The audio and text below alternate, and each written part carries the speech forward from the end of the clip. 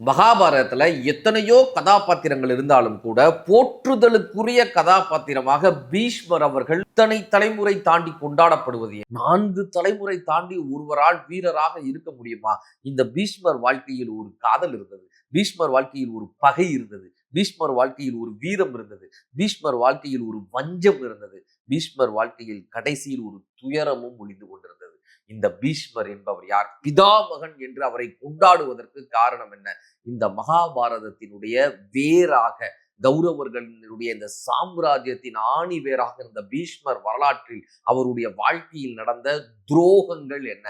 உண்மையிலேயே பீஷ்மர் சரியான முறையில் தான் வீழ்த்தப்பட்டாரா அல்லது வஞ்சகத்தினால் கொல்லப்பட்டாரா? இந்த காணொளியில் சிந்திப்போம். அனைவருக்கும் இனிய வணக்கம். நான் உங்கள் மதுரை ராமகிருஷ்ணன். மகாபாரதத்தை எத்தனை முறை படித்தாலும், எத்தனை கதாபாத்திரங்களை பார்த்தாலும் ஒவ்வொரு கதாபாத்திரமும் அத்தனை ஆச்சரியத்துக்கு வந்ததாக இருக்கும். ஒவ்வொரு கதாபாத்திரத்துக்கு பின்னாலும் ஏதோ ஒரு கதைகள், ஒரு சோகம், ஒரு காதல், ஒரு வஞ்சனைன்னு அப்படி வடிவமைக்கப்பட்ட ஒரு மாபெரும் காப்பியமாக, மாபெரும் இதிகாசமாக இந்த மகாபாரதம் ஒவ்வொரு முறையும் ஒவ்வொரு கதையும் நமக்கு பாடம் சொல்வதாக அமைஞ்சிருக்கு இல்லையா? அப்படியா இந்த பீஷ்மன்ற கதாபாத்திரத்தை பார்க்கும்போது தான் தந்தை காதலித்த ஒரு பெண்ணிற்காக, தந்தைக்கு திருமணம் பண்ணி வைக்கணுன்றதுக்காக அந்த பெண்ணின் வேண்டுகோளுக்கு இணங்க, நான் திருமணம் செய்து கொள்ள மாட்டேன், உங்களுக்கும் என்னுடைய தந்தைக்கும் பிறக்கக்கூடிய குழந்தை தான் இந்த அரசாழ்வான், நான் அரசாட்சி செய்ய மாட்டேன், என்னுடைய வம்சத்தினர் இந்த அரசை ஆள மாட்டார்கள், உங்களை என் தந்தை திருமணம் செய்து கொள்ள ஆசைப்படுகிறார், அதனால் நான் திருமணமே செய்து கொள்ள மாட்டேன்னு ஒரு மனுஷன் முடிவு எடுத்திருக்காரு சார். அதுக்காக அப்பாவினுடைய காதலுக்காக ஒரு மனுஷன் சபதம் எடுத்திருக்காரு சார். அப்படிப்பட்ட ஒரு மனிதர் தான் பீஷ்மர் என்ற மகா கதாபாத்திரம். அப்படிப்பட்ட மனிதர் தான் பீஷ்மர் என்கிற மகா சரித்திர நாயகனாக இருந்த பிதாமகன் என்று எல்லோராலும் போராட்டப்பட்டவர். அப்படி பாராட்டப்பட்ட அந்த பீஷ்மர் அந்த சாம்ராஜ்யத்தினுடைய ஆணிவேராக இருக்கிறார். தன்னுடைய தம்பியான விசித்திர வீரியன், அதாவது தன்னுடைய தந்தைக்கும் அவருடைய தந்தைக்கும் சிற்றன்னைக்கும் பிறந்த அந்த தம்பியான விசித்திர வீரியன், அவருக்கு திருமணம் செய்து வைக்கணுன்றதுக்காக காசிராஜனுடைய மகளான அம்பாலிகை, அம்பிகை, இந்த 3 பேரையும் கவர்ந்து வரார். இந்த 3 பேரையும் கடத்திட்டு வரார். இப்ப சாலிய நாட்டினுடைய மன்னன் இவரோட பீஷ்மரோட சண்டை போடுறாரு. பீஷ்மர் அப்படிப்பட்ட வீரர் சார். பீஷ்மருக்கு எதிராக ஒருத்தரால நிற்கவே முடியாது. இந்த சால்வ மன்னன்றவரும் அம்பான்றவங்களும் காதலிக்கிறாங்க. இருவருக்குள்ளும் ஒரு காதல் இருக்கிறது. இந்த தன்னுடைய காதலியை பீஷ்மரிடமிருந்து மீட்கணுன்றதுக்காக இந்த சால்வ மன்னன் அப்படி போராடுறாரு, தன்னுடைய உயிரை கொடுத்து போராடுறாரு. ஆனா பீஷ்மரை ஜெயிக்க முடியல. ஏன்னா அப்படிப்பட்ட வீரர் பீஷ்மர், அவரை ஜெயிக்கவே முடியல. சால்வ மன்னன் தன்னுடைய தோல்வியை ஒப்புக்கொள்றார், பின்னடைகிறார். பீஷ்மர் இந்த 3 பேரையும் கவர்ந்து கொண்டு போகும்போது இந்த அம்பா மட்டும் சொல்கிறார், நான் சால்வ மன்னனை விரும்புகிறேன், நான் அவரை விரும்புகிறேன், நானும் அவரும் காதலிக்கிறோம், என்னை மட்டும் விட்டு விடுன்னு கேட்கிறாங்க. இவர் அந்த காதலை புரிந்து கொண்டு, அந்த காதலுக்குள் இருக்கக்கூடிய அன்பை புரிந்து கொண்டு, இதை முன்னாடியே சொல்லியிருக்க கூடாதா, இந்த விஷயத்தை முன்னாடி சொல்லியிருக்க கூடாதான்னு அந்த பெண்ணை மட்டும் விடுவிக்கிறார். அம்பா என்கிற அந்த பெண்ணை மட்டும் விடுவிக்கிறார். அம்பாலிகை, அம்பிகை, இந்த இருவரை மட்டும் தன்னுடைய நாட்டிற்கான ஹஸ்தினாபுரத்துக்கு அழைச்சிட்டு போறார். இப்ப இந்த அம்பா சால்வ மன்னனிடம் போய், தான் பீஷ்மரால் விடுவிக்கப்பட்டேன், நான் நம்மளுடைய காதலை பற்றி சொன்னேன், பீஷ்மர் விடுவிச்சிட்டாரு, வா நாம திருமணம் பண்ணிக்கலான்னு அந்த பொண்ணு கேட்க, சால்வ மன்னன் சொல்கிறான், நான் பீஷ்மரிடம் தோற்று விட்டேன், நீ பீஷ்மரால் கவரப்பட்டவள், நான் உன்னை இப்போது திருமணம் செய்து கொண்டால் இது பீஷ்மர் போட்ட பிச்சையாகி போய்விடும், அவன் கொடுத்த பிச்சையில் வாழ்வது எனக்கு அழகல்ல, ஒரு வீரனுக்கு அழகல்ல, நீ மறுபடியும் திரும்பி செல்னு அந்த சால்வ மன்னன் அவர்களை ஏற்றுக்கொள்ள மறுத்து விடுகிறான். அம்பா மறுபடியும் பீஷ்மரிடம் வருகிறாள்.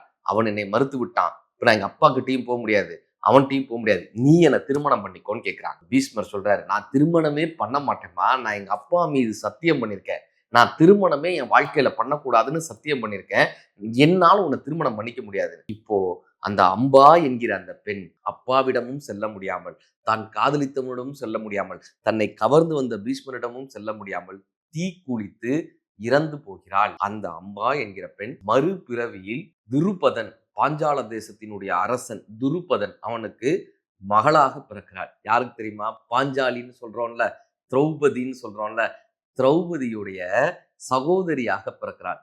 ஆனா அவளுக்கான இந்த பயிற்சிகள்லாம், அந்த போர்த்திறன்கள்லாம் ஒவ்வொன்றா வர வர வர வர அந்த பெண் ஆணாக மாறிக்கொண்டே இருக்காள். ஒரு கட்டத்துல திருநங்கையாக மாறி சிகண்டி என்கிற பெயரோடு அழைக்கப்பட்டு சகோதரராக, அதாவது திருஷ்டத்யும்மன், பாஞ்சாலியினுடைய சகோதரன் திருஷ்டத்யும்மன், பாஞ்சாலி, சிகண்டி 3 பேரும் சகோதரிகளாக வாழ்ந்துட்டு வராங்க. இப்போ இந்த பீஷ்மர் போர்க்களத்தில் நிற்கிறாருங்க.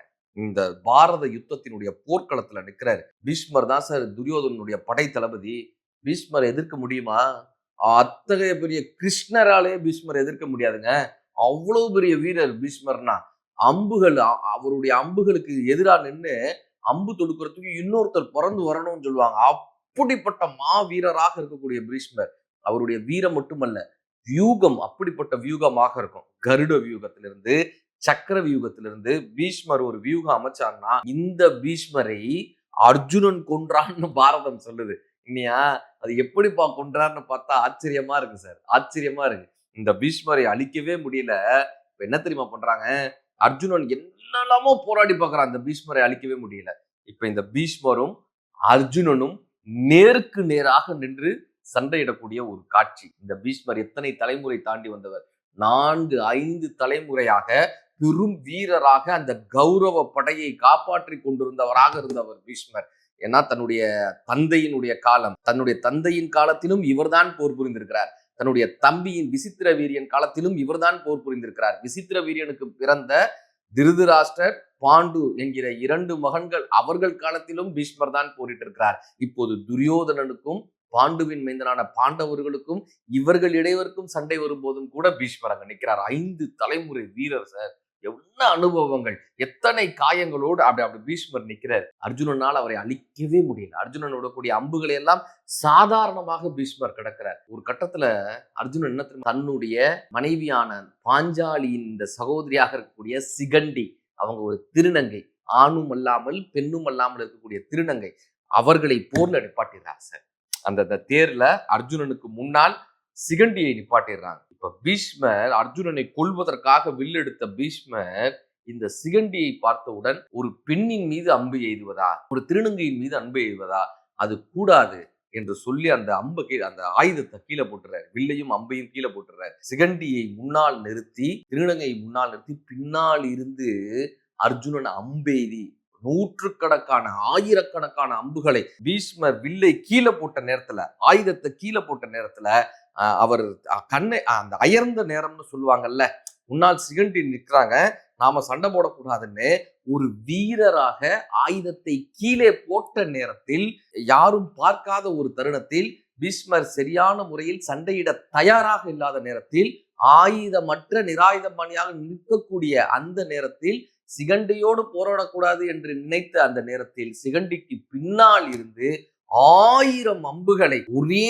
நேரத்தில் அர்ஜுனன் விட்டு பீஷ்மர் அவர்களை அம்பு படுக்கையில் வீழ்த்தினான் என்று பாரதம் சொல்கிறது. அம்பு படுக்கையில் பீஷ்மர் வீழ்ந்தார். பீஷ்மருக்கு இருக்கக்கூடிய பெரிய வரம் என்ன தெரியுமா? தான் நினைக்கும் போதுதான் தன் உடலில் இருந்து உயிர் பிரிய வேண்டும் என்கிற பெரும் வரத்தை வாங்கியவர் பீஷ்மர். சிரஞ்சீவி. அதனால தான் பீஷ்மர் அம்பு படுக்கையில் இருந்தாலும் அவருடைய உயிர் போகல.